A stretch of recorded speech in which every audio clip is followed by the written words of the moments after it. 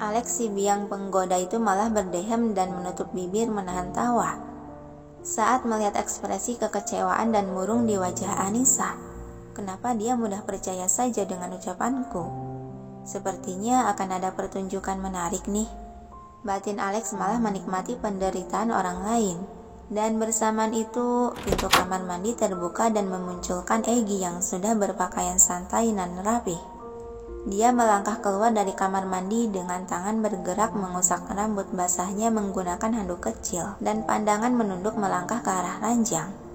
Dan Anissa yang mendengar suara pintu terbuka, lamunan dia buyar dan beralih menoleh ke arah suara tadi. Alis Anissa dibuat berkerut heran menilai penampilan si Egy dari atas sampai bawah. Dia terlihat sama seperti sebelumnya. Benarkah ini suami bocahku yang sudah dewasa? Tapi kenapa wajah dan penampilannya masih sama seperti dulu?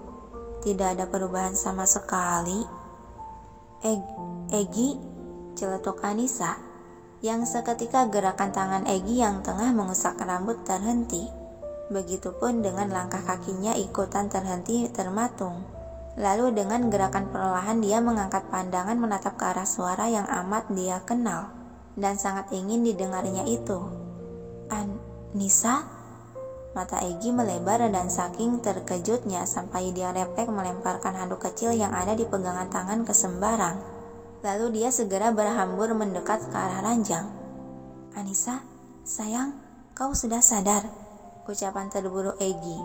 Dan dia menarik merangkul dan memeluk tubuh Anissa dengan pelukan erat. Anissa yang sudah termakan cerita bohong dari si Alex sudah dipenuhi perasaan kesal terhadap lelaki yang memeluknya itu, sampai dia tak tergerak untuk membalas pelukan. Apa segitu bahagianya kau melihatku terbangun dari koma, agar bisa mengajukan perceraian dengan mudah? Egy, aku tidak bisa bernapas. Dan jangan menyentuh kepalaku, rasanya sangat sakit. Ocehan Anissa menyadarkan Egy akan cedera di kepala sang istri. Egy melepaskan pelukan dan beralih menangkup kedua sisi wajah Anissa. Maaf, aku terlalu bahagia melihatmu membukakan mata. Bagian mana yang sakit? Tunjukkan padaku, sayang. Cemas dia sambil menggerak-gerakkan kepala Anissa memeriksa kali aja luka jahitannya terbuka lagi. Hatiku yang terasa perih, Egy. Membayangkanmu memeluk wanita lain seperti ini saja membuat hatiku rasanya hancur. Batin Anissa menatap sendu dan mendesah berat menahan perasaan nyeri berdenyut di hati. Dia memegang jemari Egy yang ada di sebelah pipinya, lalu menarik sebelah tangan itu untuk dituntun dan diletakkan ke dada. Bagian ini yang lagi sakit, ucap Anissa menundukkan kepala menyembunyikan matanya yang sudah merah berkaca-kaca. Sedangkan Alex yang sedari tadi berdiri di belakang mereka sudah menahan tawanya, asik menyaksikan drama di depannya. Mendengar ucapan tersebut, alis Egy dibuat menaut bingung melihat daerah yang Anissa tunjukkan. Bukannya yang cedera itu kepalanya, kenapa yang ditunjukkan Anissa adalah bagian dada? Sayang, di sini ada yang sakit tidak? Biar aku lihat. Egy menarik tangannya dan kembali menangkup sisi wajah Anissa menggerakkan, memeriksa bagian kepala yang terbalut perban itu. Wajah Anissa telah berubah merah padam, tersulut api cemburu juga emosi. Dia menggigit bibirnya menahan gejolak perasaan yang sedang membara. Kau tidak mengerti juga. Aku bilang yang sakit itu hatiku, Egy. Hatiku. Suara Anissa meninggi lalu menepis secara kasar tangan si Egy yang ada di wajahnya dan membuang muka ke arah lain. Hati, bingung Egy dengan alis menaut.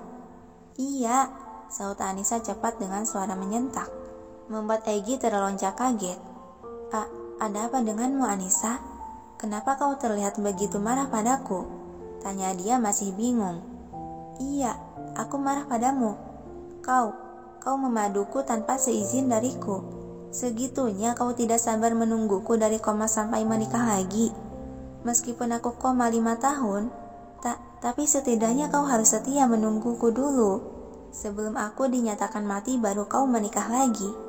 Aku masih hidup, Egy. Masih hidup. Hati aku benar-benar sakit, Egy.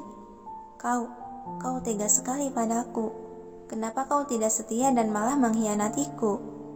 Cerocosan Anissa menggebu menumpahkan isi hatinya yang sudah terlanjur sakit oleh kesalahpahaman yang dibuat si Alex. Egy terlongo menatap tak berkedip dan menelan ludah kasar masih mencerna semua ucapan yang dituturkan itu. 5 tahun? Menikah lagi? Bio dia kebingungan. Mata Anissa memerah sembab sudah bocor oleh air mata yang sempat tertahan tadi. Lalu dengan satu tangan yang tidak diimpus, dia memukul-mukul dada si Egy melampiaskan amarah. Iya, kenapa kau tega sekali Egy? Padahal aku masih hidup, tapi kau malah mengkhianatiku. Anissa, Egy menangkap tangan yang tengah memukul dirinya itu. Sayang, dengarkan. 5 tahun apa maksudmu? Dan kau koma. Lalu aku menikah lagi. Kata siapa Anissa? Siapa yang mengatakan hal itu? Tanya Egy menangkap wajah Anissa dengan sebelah tangan untuk diarahkan ke arahnya. Anissa menghela napas kasar lalu mengarahkan bola matanya melirik ke arah belakang si Egy. Dan Egy yang melihat lirikan mata itu mengikuti arah pandang yang seketika kedua mata Egy menajam geram. Menatap Alex yang malah nyengir kuda tanpa dosa. Alex, geraman Egy kesal. Alex melangkah mundur sambil mengangkat kedua tangan dan melebarkan telapak tangan ke depan. Sepertinya saya akan menyiapkan makanan untukmu dan Nona Anissa. Saya permisi pamit dulu untuk mengecek pekerjaan para koki.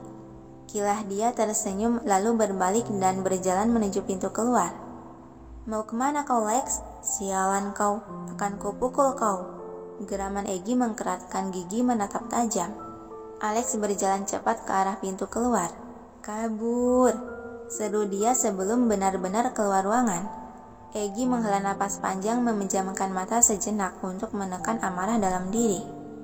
Sialan, kenapa orang gila itu bisa dipilih ayah untuk di sisiku? Lalu dia kembali menatap Anissa yang menatapnya kebingungan.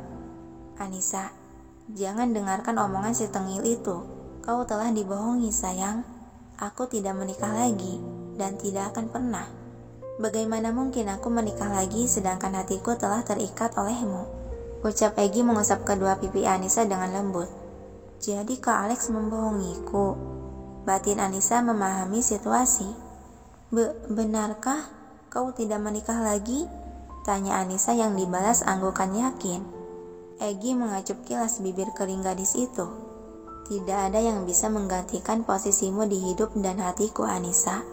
Ucap dia berbisik. Membuat Anissa tersenyum merona menundukkan kepala. Ternyata kau masih setia padaku meskipun aku telah koma selama 5 tahun. Gumaman tersebut masih terdengar jelas ke telinga Egy membuat alisnya terangkat sebelah. Anissa, kau tidak koma, bahkan sampai 5 tahun begitu. Pandangan Anissa mendongak menatap Netra Hazel di hadapan. Tapi Kak Alex bilang aku telah terbaring di sini selama 5 tahun. Seketika gigi Egy mengkerat geram. Alex, kenapa kau meracuni otak istriku? Tunggu saja hukumanmu, Lex. Teriak Egy menggema di dalam ruangan. Anissa dibuat terkekeh pelan menutup telinga. Jangan teriak, ini rumah sakit. Orang lain bisa terganggu tahu. Terus sebenarnya aku terbaring tak sadarkan diri di sini berapa lama? Tanya dia melihat jam dinding yang telah menunjukkan pukul 11 malam. Egy mengambil ponsel di atas meja nakas dan menyalakan layarnya untuk menunjukkan angka jam, tanggal, bulan, dan tahun ke Anissa. Kau terbaring sekitar setengah harian, Anissa. Bagaimana bisa dikatakan koma 5 tahun? Si Alex benar-benar kelewatan.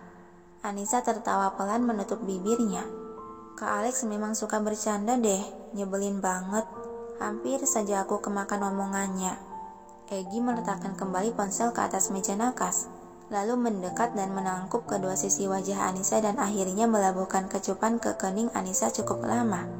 Jangan terluka lagi sayang, bisik dia, yang dimanggutin oleh Anissa dan tersenyum. Kau harus menjagaku terus agar tidak terluka. Tentu. Sementara di sisi lain, suara langkah kaki terdengar tergesa dari gadis yang baru saja keluar dari gerbang rumah berlantai 2 di perumahan itu. Dia memakai topi dan masker untuk menutupi wajahnya. Dengan gelagat terlihat gelisah melihat ke kiri dan ke kanan. Aku harus segera pergi dari sini sebelum para polisi itu menangkapku. Sial. Aku kira si Anissa itu hanya wanita biasa. Tak kusangka backingan dia dari keluarga Saputra. Tahu begini aku akan lebih hati-hati melenyapkannya. Gerutuan gadis itu mempercepat langkah kaki. Pekik dia saat bertabrakan dengan seseorang di jalanan sampai terlempar dan jatuh ke tanah. Sakit banget. Ringis gadis yang bertabrakan sama-sama terperosok ke tanah. Hei, kalau jalan lihat-lihat dong. Kesal Nina sambil bangkit berdiri menepuk tanah yang menempel di pakaian. Apaan sih? Jelas-jelas lo yang muncul tiba-tiba dan nabrak gue. Gadis yang bertabrakan sama-sama berdiri dan menepuk debu di bajunya. Dasar picek, maki Nina seraya meludah. Lo jangan bergerak. Suara tegas berasal dari beberapa orang lelaki berseragam rapih telah mengepung. Polisi? Ketakutan Rika melihat pemandangan di hadapannya. Sialan, umpatan Nina dan segera berlari untuk kabur. Para lelaki berseragam polisi itu pun ikut berlari mengejar melewati si Rika yang termatung terlongo menatap kepergian mereka. Suara tembakan keras dan teriakan wanita dari ujung sana menandakan buronan telah tertangkap, yang seketika membuat bulu kuduk Rika bergidik ngeri memeluk dirinya. Jadi, tadi aku tabrakan sama buron. Riri, seorang lelaki berlari menghampirinya dengan penuh kecemasan. Rika menoleh ke arah panggilan. Kak Frans, kamu tidak apa-apa kan? Tidak ada yang terluka kan? Kegelisahan dan kecemasan lelaki berkemeja napi itu memeriksa tubuh Rika. Aku baik-baik saja kok kak. Dengan gerakan cepat lelaki itu menarik Rika ke dalam dekapan seiring menghembuskan napas lega. Syukurlah kamu tidak terluka.